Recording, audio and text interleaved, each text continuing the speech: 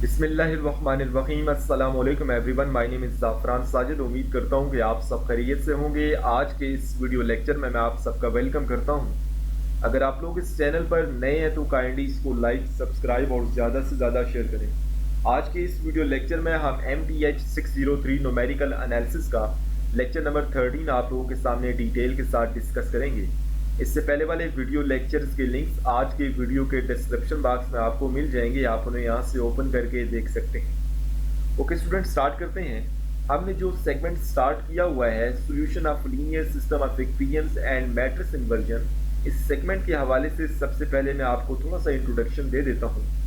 इस सेगमेंट के अंदर हमने ये चीज़ अंडरस्टैंड करनी है कि सिस्टम ऑफ लीनियर इक्वेशंस का न्यूमेरिकल सॉल्यूशन हम कैसे कैसे फाइंड कर सकते हैं। और इस सेगमेंट के हवाले से जो जो न्यूमेरिकल मेथड्स हमने अपने प्रीवियस लेक्चर्स में डिस्कस किए हैं वो मैं आपको बता देता हूँ। हमने सीखा है कि सिस्टम ऑफ लीनियर इक्वेशंस को हम दो तरह के प्रोसीजर से जो है ना वो सॉल्व करके उनका न्यूमेरिकल सॉल्यूशन फाइंड कर सकते हैं। एक हमारे पास है डायरेक्ट मेथड्स और दूसरा iterative methods. System of linear equation का न्यूमेरिकल सॉल्यूशन हम डायरेक्ट मेथड से और आइटरेटिव मेथड से जो है ना वो फाइंड कर सकते हैं। डायरेक्ट मेथड्स के अंदर हमने Gauss elimination method, Gauss Jordan elimination method और क्राउड्स मेथड को डिटेल के साथ डिस्कस किया है। और सिस्टम ऑफ लीनियर इक्वेशन का जो न्यूमेरिकल सॉल्यूशन है वो हम आइटरेटिव मेथड्स के जरिए भी फाइंड कर सकते हैं। आइटरेटिव मेथड्स की फहरिस्त में हमने Jacobi method, Gauss serial iterative method, ये दो ही मेथड अभी तक हमने डिस्कस किए हैं। और आज की इस वीडियो लेक्चर में हमने जिस आइटरेटिव मेथड के हवाले से डिस्कशन करनी है उसका नाम है रिलैक्सेशन मेथड। तो रिलैक्सेशन मेथड जो है ये भी आइटरेटिव मेथड्स की फहरिस्त में ही आता है और रिलैक्सेशन मेथड के जरिए भी हम सिस्टम ऑफ लीनियर इक्वेशन का न्यूमेरिकल सॉल्यूशन फाइंड कर सकते हैं। ओके, स्टार्ट कर लेते हैं। सबसे पहले मैं आपको रिलैक्सेशन मेथड के हवाले से एक जनरल आइडिया दूंगा, उसके बाद हम with the help of example इस रिलैक्सेशन मेथड को अंडरस्टैंड करेंगे। स्टार्ट कर लेते हैं student. System of linear equation हमारे पास ये एक जनरल सिस्टम गिवन है, आपके पास आपको नज़र आ रहा है, ठीक है। मैं आपको बता भी देता हूँ यहाँ से। हमारे पास ये एक जनरल लीनियर सिस्टम गिवन है स्टूडेंट, और इसको हमने विद द हेल्प ऑफ जो है ना वो रिलैक्सेशन मेथड सॉल्व करके इसका न्यूमेरिकल सॉल्यूशन हमने फाइंड करना है। अच्छा, रिलैक्सेशन मेथड अप्लाई करने के लिए सबसे जो इम्पोर्टेंट कंडीशन है वो ये है कि जो भी गिवन सिस्टम है वो डायगोनली डोमिनेट होना चाहिए। सिस्टम जो भी आपके पास गिवन है जिसको आपने with the help of relaxation method solve करके आपने उसका न्यूमेरिकल सॉल्यूशन फाइंड करना है, वो सिस्टम जो है वो डायगोनली डोमिनेट होना चाहिए। हमने अपने प्रीवियस लेक्चर्स के अंदर देखा है जिस तरह हमने जैकोबीज मेथड और गॉस सीरियल आइटरेटिव मेथड्स के अंदर हमने ये डिस्कस किया था कि जो डायगोनली डोमिनेट की कंडीशन है वो क्या होती है और उसको हम कैसे चेक करते हैं। होप सो आपको इस चीज़ का आइडिया है। यहाँ पर मैं आपको बता भी देता हूँ, हमारे पास ये जो जनरल सिस्टम गिवन है इसकी लेफ्ट साइड पे आपके पास जब आप इस सिस्टम को AX is equal to B form में लिखेंगे, मतलब मैट्रिक्स फॉर्म में लिखेंगे, तो ये जो कोफिशिएंट मैट्रिक्स है A, इसको आप A कह दें या कोई और नाम दे दें, इसका जो डायगोनल है, यहाँ से मैं इसको हाईलाइट भी कर देता हूँ, ये जो डायगोनल के एलिमेंट्स हैं इस सिस्टम के और ये जो कोफिशिएंट मैट्रिक्स बनेगा A11, A22, A33, A44 up to ANN, आपके पास ये जो एलिमेंट्स हैं इनको यूज करके आपने डायगोनली डोमिनेंट की कंडीशन को पहले वेरीफाई करना है। अगर डायगोनली डोमिनेंट सिस्टम होगा तभी हम उसको with the help of relaxation method solve कर सकें। मैं आपको with the help of example जरा समझा देता हूँ कि डायगोनली डोमिनेंट की कंडीशन कैसे चेक करते हैं। यहाँ पर मैं एक छोटा सा सिस्टम ले लेता हूँ। Let's suppose 7x plus 5y minus z is equal to 3। Similarly, 2x plus 5y minus z is equal to 7. Similarly, एक तीसरी इक्वेशन मैं लेता हूँ इस सिस्टम के अंदर, x minus 5y plus 7z is equal to 10। हमारे पास ये एक सिस्टम गिवन है जिसके अंदर तीन लीनियर इक्वेशन है स्टूडेंट। अब हमने चेक करना है कि आया ये सिस्टम डायगोनली डोमिनेट है कि नहीं। तो सबसे पहले आप इसको मैट्रिक्स फॉर्म में लिख लें, AX is equal to B form में लिख लें। सबसे पहले आपके पास ये जो मैट्रिक्स आएगा वो लेफ्ट साइड पे x y z के जो कोफिशिएंट्स हैं उसको जो है ना वो हमने देख के लिखना है। तो x का कोफिशिएंट 7 है, y का कोफिशिएंट 5 है और z का कोफिशिएंट -1 है। सिमिलरली दूसरी इक्वेशन के अंदर एक्स वाई जेड के जो कोफिशिएंट है उसको मैं यहाँ पे लिख देता हूँ स्टूडेंट, और सिमिलरली जो तीसरी इक्वेशन है उसमें से भी एक्स वाई के जो कोफिशिएंट्स है उसको मैंने यहाँ पे लिख दिया। इसके साथ आपके पास एक कॉलम मैट्रिक्स आएगा, क्योंकि एक्स वाई जेड तीन अननोन है तो एक्स वाई जेड यहाँ पे आ जाएंगे in the form of column matrix. ऐसा मैट्रिक्स जिसका एक कॉलम होता है, चाहे रो जितनी भी हो, उसको आप कॉलम मैट्रिक्स कहते हैं। ओके, तो इस तरह से मैंने इसको AX equal to B form में लिख लिया। अब हमने चेक करना है कि आया ये जो सिस्टम है ये डायगोनली डोमिनेट है कि नहीं। तो हम कैसे चेक करेंगे, ये जो कोफिशिएंट मैट्रिक्स है इसका जो डायगोनल है इसको आपने इस तरह से पॉइंट आउट कर देना स्टूडेंट, ठीक है। अब डायगोनली डोमिनेंट की कंडीशन क्या है कि ये जो डायगोनल के एलिमेंट्स हैं, सबसे पहले ये जो पहली रो है 7, 5 और -1 वाली, 7 का जो मॉड है ये बड़ा होना चाहिए इस पहली रो के अंदर जो बाकी एलिमेंट्स हैं उनके मॉड का सम, मतलब 5 एलिमेंट है एक और दूसरा -1 है, तो -1 और 5 का मॉड आप अलग अलग लिखें। 7 का मॉड 7 ही होता है। किसी भी नंबर का जो मॉड होता है, जो मॉडुलस होता है, वो बेसिकली उसका पॉजिटिव डिस्टेंस फ्रॉम ओरिजिन होता है, ठीक है। तो 7 का मॉड 7 ही आता है और यहाँ पे ग्रेटर देन की कंडीशन है, 5 का मॉड 5 ही आता है और -1 का मॉड +1 हो जाएगा। तो इसका मतलब है कि जो 7 का मॉड है वो बड़ा है 6 से। आपको ये कंडीशन ट्रू है, 7 बड़ा है 6 से, ठीक है। तो इस वजह से स्टूडेंट ये जो डायगोनली डोमिनेंट कंडीशन है वो पहली रो के ऊपर तो सेटिस्फाई हो रही है। अब आप इसी तरह से दूसरी रो के ऊपर चेक करेंगे और तीसरी रो के ऊपर चेक करेंगे। तो दूसरी रो के अंदर जो डायगोनल एलिमेंट है वो 5 है, तो यहाँ पर मैं लिख लेता हूँ 5 का जो मॉड है वो बड़ा होना चाहिए इस दूसरी रो के अंदर जो बाकी एलिमेंट्स हैं उनके मॉड का सम। 2 का मॉड और -1 का मॉड इन दोनों को ऐड कर दें, 2 का मॉड प्लस -1 का मॉड, तो 5 जो है ना वो बड़ा है 3 से। आपको ये कंडीशन भी ट्रू है। सिमिलरली डायगोनली डोमिनेंट की जो कंडीशन है वो तीसरी रो के ऊपर भी आपने चेक करनी है। तो 7 एक डायगोनल एलिमेंट है, तो 7 का जो मॉड है this should be greater than the mod of sum of the mod of other elements of R3 row 3 -5 plus 1 का मॉड। तो 7 जो है ना वो बड़ा है 6 से। आपको ये कंडीशन भी ट्रू है। तो इस तरह से स्टूडेंट आपने सबसे पहले जो भी आपके पास सिस्टम गिवन होगा आपने चेक करना है कि आया वो डायगोनली डोमिनेंट है कि नहीं। अगर वो डायगोनली डोमिनेंट है तो फिर आप उसको with the help of relaxation method जो है वो सॉल्व कर सकते हैं। अच्छा, उसके बाद आपने क्या करना है स्टूडेंट, आपने यहाँ पर जो है ना वो रेजिड्यूल जो है ना डिफाइन करने हैं। रेजिड्यूल का क्या मतलब है कि आपके पास जो भी सिस्टम गिवन होगा आपने उस सिस्टम को इस फॉर्म में लिखना है, ठीक है। मतलब ये जो पहली इक्वेशन है ना, पहली इक्वेशन की जो सारी टर्म है उसको आप राइट साइड पे ले जाएं। तो राइट साइड पे पहले b1 है, b1 माइनस, अब ये जो पहली टर्म है a11 x1 इसको आप राइट साइड पे लेके जाएं तो ये माइनस हो जाएगा a11 x1। सिमिलरली दूसरी टर्म को लेके जाएं तो minus a12 x2। Similarly so on up to a1n xn। ये जो सारी टर्म है ना इस सारे को हम कह देते हैं R1 रेजिड्यूल पर, ठीक है।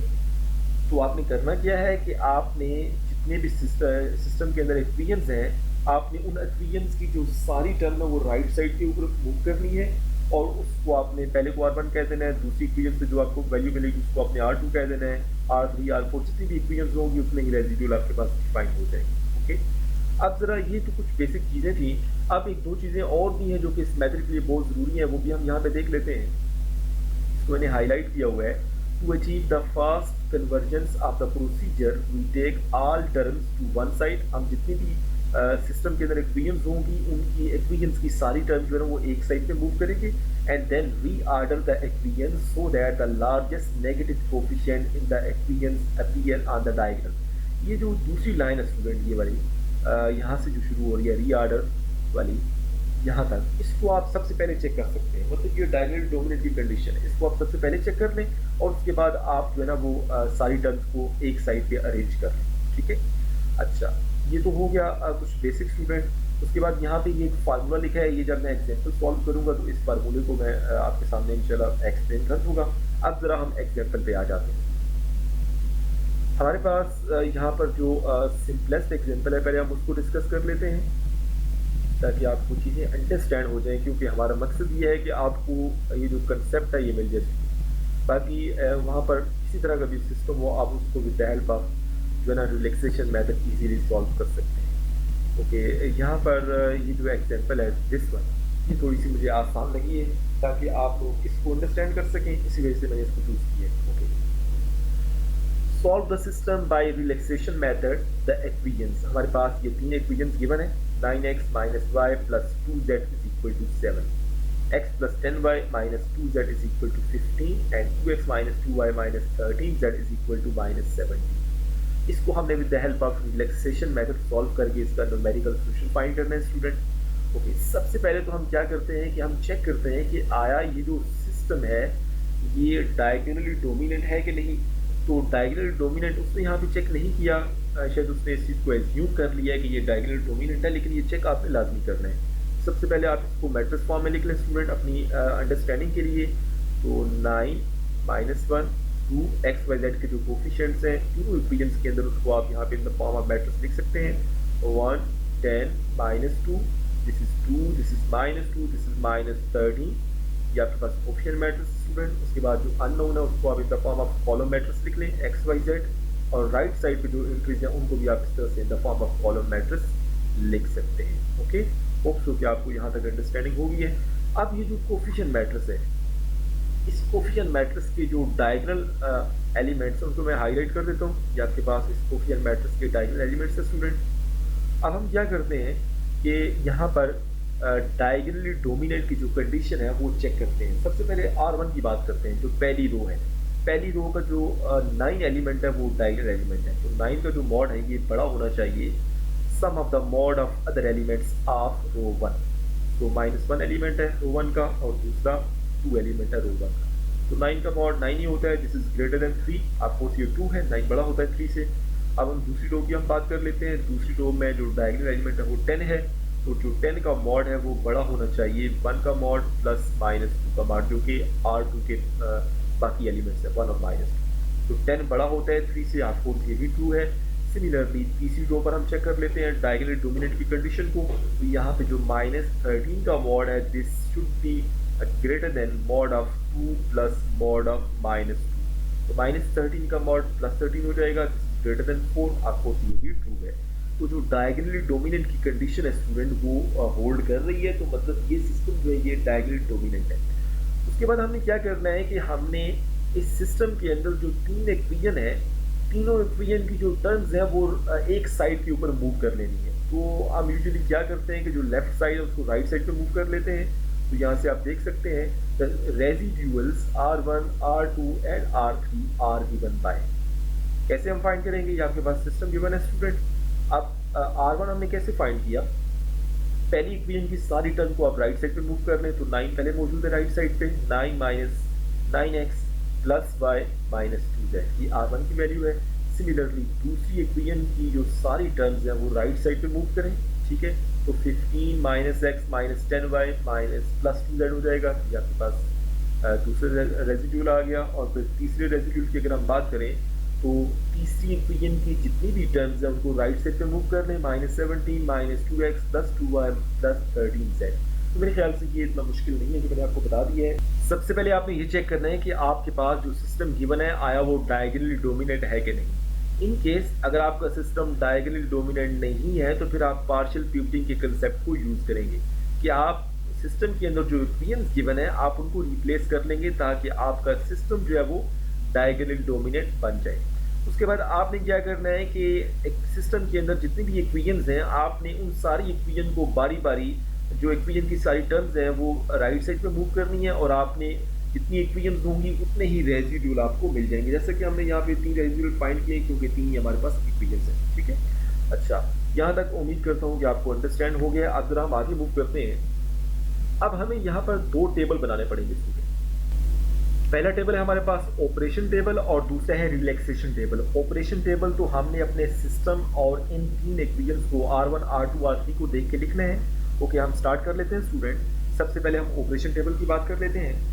हमारे पास ऑपरेशन टेबल के अंदर क्योंकि हमारे सिस्टम के 3 अननोन है x y z, तो यहाँ पे पहले 3 कॉलम्स में आप देख सकते हैं x y और z आ गया, और उसके बाद 3 इक्वेशंस के करस्पॉन्डिंग 3 ही रेजिड्यूल है R1 R2, तो हमने यहाँ पे R1 R2 R3 के 3 कॉलम लिख दिए।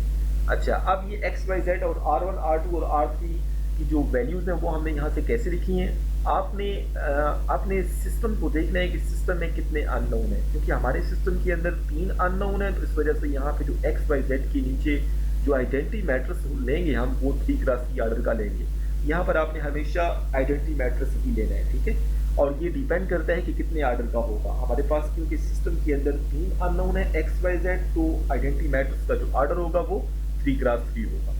उसके बाद R1 R2 और R3 जो है ना, इनकी जो एंट्रीज हैं वो आपने यहाँ से देख के स्टूडेंट लिख ली है। हमारे पास यहाँ पे R1 R2 और R3 हमारे पास जो 3 रेजिड्यूल्स हैं, इनकी राइट साइड पे जो एक्स वाई जेड के जो कोफिशिएंट्स हैं उनको आपने ऑब्जर्व करना है। देखिए जो एक्स के कोफिशिएंट है वो क्या है, -9 है, -1 है और -2 है। ये तीनों इक्वेशंस की मैं बात कर रहा हूँ। यहाँ पे जो एक्स के कोफिशिएंट है वो ये वाले हैं, -9, -1 और -2। यहाँ पे ये कॉलम फॉर्म में लिखे हैं, तो इनको आप रो फॉर्म में चेंज कर लें, -9, -1 और -2, और आप यहाँ पे पुट कर दें R1 R2 और R3 की ये वैल्यू बन जाएगी, ठीक है। उसके बाद आपने स्टूडेंट क्या करना है कि जो y के कोफिशिएंट्स हैं उनको आप देख लें। हमारे पास यहाँ पे ये 1 है, ये -10 है और ये 2 है, तो यहाँ पे आप R1 और R2 और R3 की जगह पे ये रो फॉर्म में चेंज कर लें, तो हमारे पास ये ठीक बन जाएगी। उसके बाद z के जो कोफिशिएंट्स हैं वो यहाँ पे कॉलम फॉर्म में लिखे हैं, -2, +2 और 13। इसको आप रो फॉर्म में चेंज कर दें, तो यहाँ पे R1 R2 और R3 की ये वैल्यूज आपको मिल जाएंगी। उम्मीद करता हूँ कि जो ऑपरेशन टेबल है इसकी आपको अंडरस्टैंडिंग होगी है। आपने ऑपरेशन टेबल में सबसे पहले एक्स वाई जेड जितने भी अननोन होंगे उनके नीचे आपने एक आइडेंटिटी मैट्रिक्स उतने ही ऑर्डर का लिखना है स्टूडेंट जितने अननोन होंगे।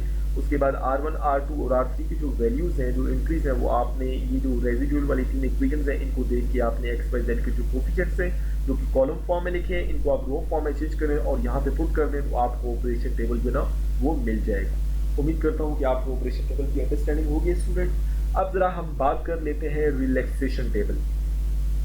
तो रिलैक्सेशन टेबल कैसे हमने बनाना है, अगर हमारे पास सिस्टम के अंदर जितने भी अननोन है एक्स वाई जेड उनका कोई इनिशियल गेस गिवन है तो आपने वो वाला लेना है। अदरवाइज आप एक्स वाई जेड क्योंकि 3 अननोन है तो इन तीनों की जो वैल्यूज़ हैं हम पहली रो के अंदर या पहली आइट्रेशन के अंदर इन तीनों की वैल्यू हम 0 0 जो ना वो लेट कर सकते हैं। आपने एक्स वाई जेड की ये तीनों वैल्यूज यहाँ पे रेजिड्यूल वाली इक्वेशन में स्टूडेंट पुट करनी है। एक्स की जगह पे 0 पुट करें, वाई की जगह पे 0 और जेड की जगह पे 0। ये तीनों इक्वेशंस के अंदर आपने एक्स वाई जेड की जगह पे 0 0 पुट करना है। जब आप एक्स वाई जेड की जगह 0 0 पुट करेंगे तो आपके पास जो R1 की वैल्यू आएगी वो 9 आएगी, जो R2 की वैल्यू आएगी वो 15 आएगी और जो R3 की वैल्यू आएगी that will be equal to -17। तो इसको आप रो फॉर्म में चेंज करें और यहाँ पे पुट कर दें, तो आपको ये पहली आइट्रेशन के अंदर R1 R2 और R3 की वैल्यू मिल जाएगी। अब रिलैक्सेशन मेथड का कंसेप्ट ये है कि ये जो R1 R2 और R3 की वैल्यूज हैं ये आपने नंबर ऑफ आइट्रेशन परफॉर्म करने के बाद आपने इनको 0 के इक्वल लेके जाना है, या 0 हो जाए या 0 के बहुत करीब वैल्यूज हो जाए। ये R1 R2 R3 की जो वैल्यूज हैं ये अब आपको 9, 15 और -17 नजर आ रही हैं। ये आपने बहुत सारी आइट्रेशन परफॉर्म करने के बाद R1 R2 R3 की जो वैल्यूज हैं या तो वो 0 कर लेनी है या 0 के बहुत करीब 3 वो वैल्यूज होंगी। तो उस केस में R1 R2 R3 की वैल्यूज के करस्पॉन्डिंग जो एक्स वाई जेड की वैल्यूज होंगी वो आपका न्यूमेरिकल सॉल्यूशन कंसीडर किया जाएगा। ओके, अब कंसेप्ट क्या है स्टूडेंट कि हमारे पास यहाँ पे ये जो पहली आइट्रेशन के अंदर R1 R2 और R3 की वैल्यूज आई हैं 9 है, 15 है और -17 है। इन तीनों वैल्यू में से जो सबसे बड़ी एब्सोल्यूट वैल्यू है उसको आपने चूज करना है। मैं दोबारा से बोल रहा हूँ, आपने इन तीनों वैल्यू में से जो सबसे बड़ी एब्सोल्यूट वैल्यू है उसको चूज करना है। देखिए हमारे पास यहाँ पे 9 की जो एब्सोल्यूट वैल्यू होती है स्टूडेंट वो +9 ही होती है, 15 की जो एब्सोल्यूट वैल्यू होती है वो +15 होती है और जो -17 की एब्सोल्यूट वैल्यू होती है, -17 की जो एब्सोल्यूट वैल्यू होती है वो +17 होती है। तो मतलब ये जो 17 है ये सबसे बड़ी एब्सोल्यूट वैल्यू है, तो हमने फिर R3 को चूज करना है। ओके, तो इसका ये मतलब है कि ये जो -17 है क्योंकि ये R3 है ना तीसरा रेजिड्यूल है, तो इसका मतलब है कि जो तीसरी इक्वेशन है उसके अंदर सबसे ज़्यादा एरर है, उसको हमने इम्प्रूव करना है। ओके, इम्प्रूव कैसे करेंगे? हमारे पास यहाँ पे स्टूडेंट आपके इस लेक्चर के अंदर यहाँ पे स्टार्ट में एक फार्मूला लिखा था जो मैंने आपको बोला था, मैं आपको बाद में समझाऊंगा। उस फार्मूले को ज़रा मैं ओपन कर लेता हूँ। ओके, ये हमारे पास फार्मूला है स्टूडेंट। इस फार्मूले के रेस्पेक्ट से पहले हम जरा इसको रीड कर लेते हैं। Know if at any iteration R I, ये हमने स्मॉल r1 r2 r3 लिखे हैं, आप कैपिटल लिख लें, एक ही बात है।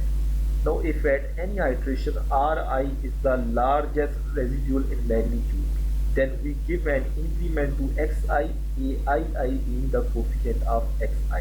Okay, ये आपके पास स्टूडेंट फार्मूला है।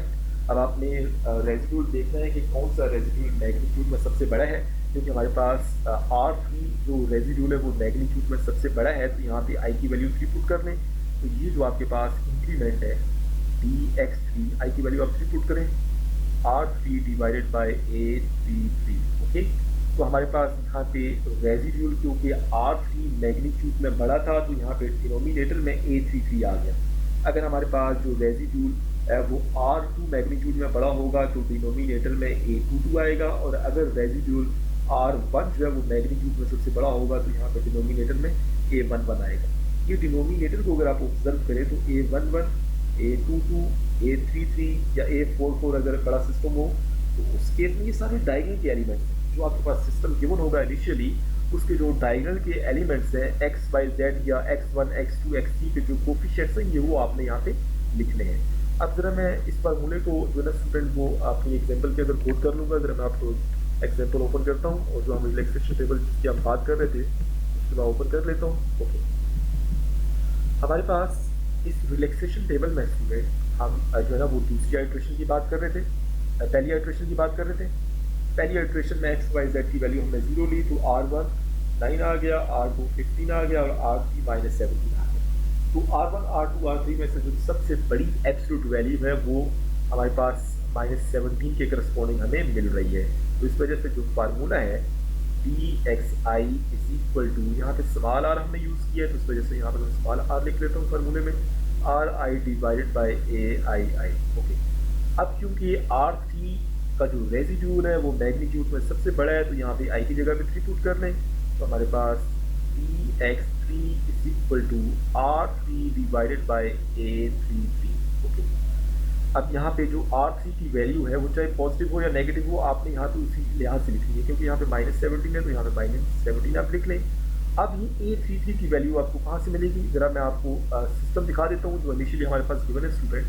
हमारे पास ये सिस्टम गिवन है और इस सिस्टम को अगर आप मैट्रिक्स फॉर्म में लिखते हैं तो हमारे पास ये A11 है, ये A22 है और ये A33 है। तो मतलब A33 की जो वैल्यू है वो -13 है, माइनस से कैंसिल हो गया, तो 17/13 अगर आप करते हैं तो ये 1.3 समथिंग आता है। ठीक है, इसको आप अप्रोक्सीमेटली इक्वल टू 1 ही लिख लें, या अगर आपने 1.3 लिखना है तब भी सही है, ये आपकी मर्जी है। ओके, अब जरा मैं स्टूडेंट ओपन कर लेता हूँ।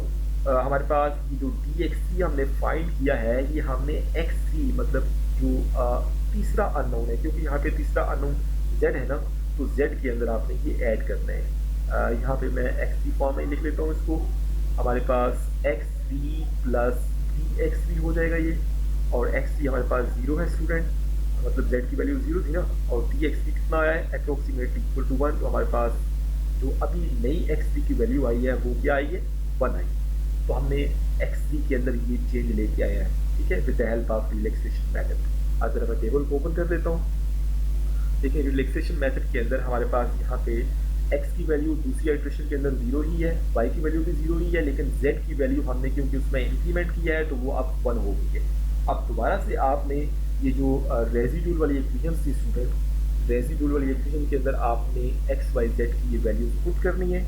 यहाँ पर आप x की जगह पे 0 पुट करें, ये दूसरी आइट्रेशन की मैं बात कर रहा हूँ, y की जगह पे 0 पुट करें और z की जगह पे 1 पुट कर लें। तो यहाँ से जो आपको R1, R2 और R3 की जो वैल्यूज मिलेगी वो यहाँ पे मैं लिख लेता हूँ स्टूडेंट। हमारे पास जो R1 की वैल्यू आती है वो 7 आती है, जो R2 की वैल्यू आती है वो 17 आती है, और जो R3 की वैल्यू आती है वो -4 आती है। तो ये तीन क्योंकि कॉलम फॉर्म में लिखे हैं, इसको आप रो फॉर्म में लिख लें तो हमारे पास ये R1, R2 और R3 की वैल्यूज आपको मिल जाएगी। आपने तब तक ये आइट्रेशन परफॉर्म करते रहना है जब तक R1, R2 और R3 की जो वैल्यूज है वो 0 हो जाएं या 0 के बहुत करीब तक ना हो जाए। ओके, तो अब आपने देखना है दूसरी आइट्रेशन के अंदर कि R1, R2 और R3 की जो वैल्यूज है उसमें सबसे जो बड़ी वैल्यू है एब्सोल्यूट में वो कौन सी है, वो है 17। तो R2 हमारे पास 17 है जो सबसे बड़ी एब्सोल्यूट वैल्यू है, तो मतलब जो दूसरी इक्वेशन है उसको हमने अब जो है ना वो इम्प्रूव करना है। ओके, तो यहाँ पे जो फार्मूला है दोबारा से मैं फार्मूला लिखता हूँ, dxi यहाँ पे D X I is equal to R I divided by A I हो जाएगा। तो हमारे पास आई की वैल्यू, क्योंकि आर टू की जो एब्सोल्यूट वैल्यू है सबसे बड़ी है स्टूडेंट, तो यहाँ पे आई की जगह पे 2 पुट कर दें। तो D X two is equal to R two divided by A two two. R two की वैल्यू हमारे पास 17 है और ए टू टू आपने वहाँ सिस्टम से देखना है, ठीक है, कि वाई का जो कोफिशिएंट है डायगोनल में वो +10 है, ये यहाँ पे -10 है ना, तो सिस्टम के अंदर ये ऑफकोर्स -10 वाई वाली टर्म लेफ्ट साइड पे होगी, तो ये +10 होगा। इस वजह से यहाँ पे 1.7 आता है। इसको भी उसने अप्रोक्सीमेटली इक्वल टू 1 लिख लिया, या इसको आप अप्रोक्सीमेटली इक्वल टू 2 लिख लें, ये आपकी मर्जी है, ठीक है। तो यहाँ पे आप देख लें, ये आप x की जगह पे तो 0 ही रहेगा, y की जगह पर आपके पास 0 प्लस 1.7 करेंगे, या अप्रोक्सीमेटली इक्वल टू उसने इसको 1 लिखा है, तो 0 + 1 करेंगे तो y की वैल्यू अब 1 हो जाएगी। z की वैल्यू हमने 0 ही लेनी है, ठीक है। तो जो आपने चेंज लेके आना है वो इनिशियल जो वैल्यूज है x और z की, उसके अंदर ही चेंज लाना है, ठीक है। तो यहाँ पे आप x की वैल्यू 0 है, y की वैल्यू 1 है और z की वैल्यू 0 है। आप यहाँ सिस्टम के अंदर पुट करें स्टूडेंट, तो हमारे पास यहाँ से R1 और R2 और R3 की जो वैल्यूज आएंगी वो 8, 7 और -2 आ जाएगी। उसके बाद आपने देखना है कि इन तीनों वैल्यूज़ के अंदर जो हमने तीसरी आइट्रेशन के अंदर R1, R2, R3 की वैल्यूज फाइंड की हैं, जो सबसे बड़ी एब्सोल्यूट वैल्यू है वो 8 है। तो मतलब R1 के करस्पॉन्डिंग जो पहली इक्वेशन है उसको इम्प्रूव करने की ज़रूरत है। तो सबसे पहले आप यहाँ से इस फार्मूला को यूज़ करके dx1 is equal to R1 divided by a11 find कर लें। R1 की वैल्यू 8 है और a11 की जो वैल्यू है स्टूडेंट वो +9 है, ये हमारे पास 0.89 आता है। इसको यहाँ पे उसने 0.89 ही यूज़ किया है, ठीक है। मतलब ये जो चेंज आया है ना, इसको आपने पहले वेरिएबल के अंदर ऐड करना है, x1 प्लस dx1 करना है, ठीक है। 0 + 0.89 करेंगे तो आंसर 0.89 ही आएगा, ठीक है। ये चेंज यहाँ पे आ गया।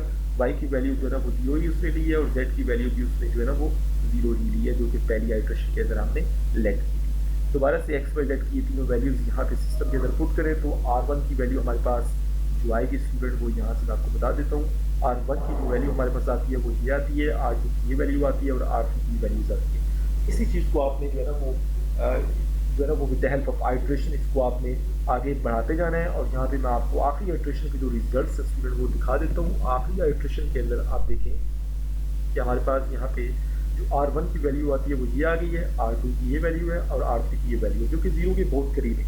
तो इस वजह से हम यहाँ पे स्टॉप कर देंगे। तो यहाँ पे जो x, y, z की वैल्यूज़ हैं 0, 0 और ये हमारे पास इसका न्यूमेरिकल सोल्यूशन। उम्मीद करता हूँ कि आपको इस एग्जाम्पल की अंडरस्टैंडिंग होगी स्टूडेंट। अब ये इस लेक्चर की आखिरी एग्जाम्पल थी। मैं आपको इससे पहले वाली जो एग्जाम्पल है वो भी थोड़ा सा इसका आइडिया दे देता हूँ, क्योंकि इस एग्जाम्पल के अंदर प्रॉपर जो है ना वो एक्सप्लेनेशन भी यहाँ पे दी गई है।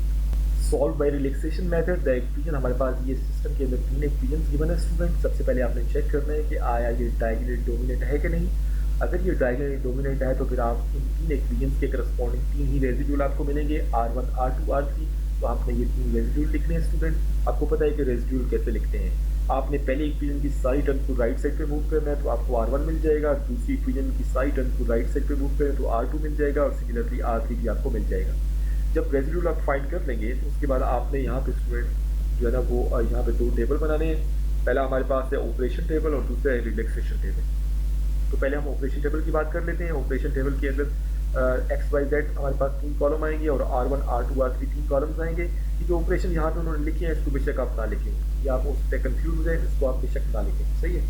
तो x, y, z के नीचे हमारे पास एक आइडेंटिटी मैट्रिक्स आएगा 3+3 आर्डर का, और R1, R2 और R3 की जो वैल्यूज आएंगी वो आपने यहाँ से स्टूडेंट लिखनी है। x, y, z के जो कोफिशिएंट्स हैं वो कॉलम फॉर्म में लेके आप उसको मैट्रिक्स रो फॉर्म में चेंज कर लें तो आपको R1, R2, R3 की वैल्यूज मिल जाएंगी।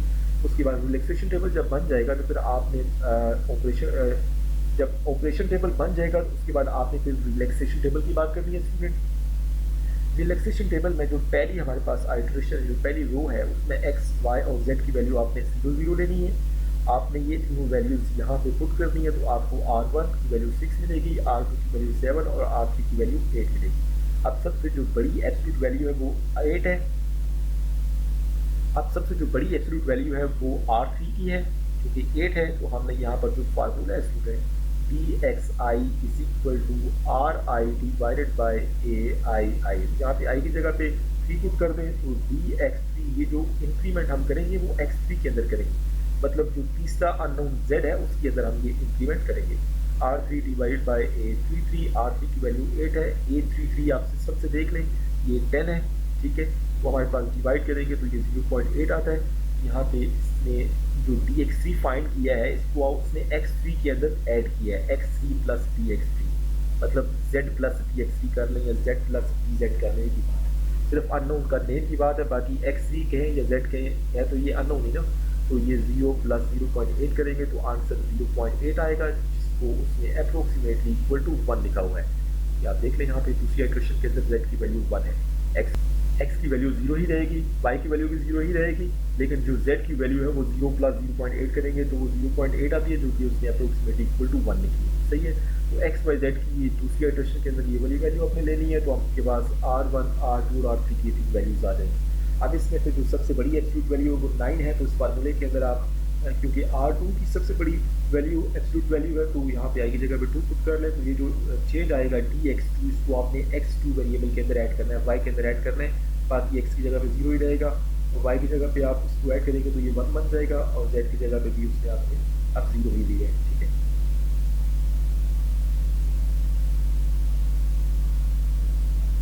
और z की जगह पे उसने इसको 0 ही दी है। ठीक है, इसको आप देख लीजिएगा। तो यही काम फिर आपने जो है ना वो आगे लेके चलना है जब तक आपके पास r1 और r2 और r3 की जो वैल्यूज़ हैं वो 0 0 ना हो जाए। तो यहाँ पे आप देख लें r1 r2 r3 की तीनों वैल्यू 0 0 हो गई हैं या 0 के बहुत करीब थी, वो तब से। तो इस आइट्रेशन के अंदर जो x y और z की करस्पॉन्डिंग वैल्यूज़ हैं वो आपका न्यूमेरिकल सॉल्यूशन है। x की वैल्यू 1 है, y की वैल्यू 0 है और z की वैल्यू 0 है, जो कि इस सिस्टम का जो है ना वो न्यूमेरिकल सॉल्यूशन है। तो उम्मीद करता हूँ कि आपको रिलैक्सेशन मेथड की अंडरस्टैंडिंग होगी है स्टूडेंट। रिलैक्सेशन मेथड के हवाले से यहाँ पे इस लेक्चर के अंदर ये एक पहली एग्जांपल भी है जिसमें उसने डिटेल के साथ कैलकुलेशन की है। ये काफ़ी ज़्यादा इंटरेस्टिंग है, तो मैंने ये सोचा कि शायद आपको ये यहाँ से समझना है, तो इस वजह से मैंने आसान एग्जाम्पल लेके आपको समझाया है। अगर आप लोगों को ये वीडियो पसंद आई है तो काइंडली इस वीडियो को लाइक करें, मेरे चैनल को सब्सक्राइब करें और इसे ज़्यादा से ज़्यादा शेयर करें। Thank you so much for watching.